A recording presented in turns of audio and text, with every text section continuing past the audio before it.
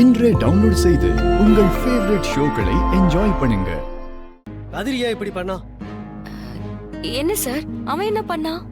ஏஜென்சில பார்ட்னரா இருக்கல, நான் விலகிக்கிறேன், நான் கட்டின அந்த 5 லட்சத்தை கொடுங்கன்னு அந்த பார்ட்னர் கிட்ட போய் சொல்லியிருக்கான். என்ன சார் சொல்றீங்க? ஆமாமா, அவனுக்கு சமுதாயத்துல ஒரு நல்ல பேர் இருக்கணும்னு தானே நீ கஷ்டப்பட்டு பணத்தை ரெடி பண்ணி கொடுத்த. இப்போ அதெல்லாம் வேஸ்டா போக போதுமா? சார் என்ன என்னென்னமோ சொல்றீங்க. கதிர் ஏன் அப்படி பண்ண போறான்? உனக்கு ஏதோ பணம் தேவைப்படுதுன்னு சொல்லி ஓனர் கிட்ட பணத்தை கேட்டிருக்காமா.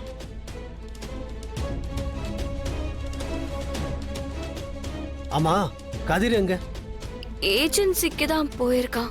அப்ப கண்டிப்பா இந்நேரம் விலகிக்கிறான்னு சைன் போட்டு கொடுத்துருப்பான்.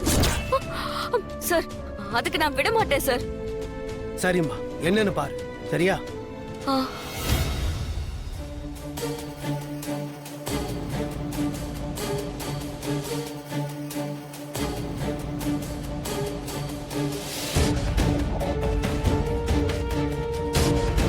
The mobile number you have dialed is currently not reachable.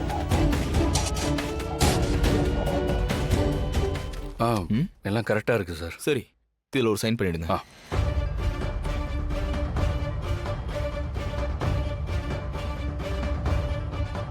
கதிர் நிறுத்து.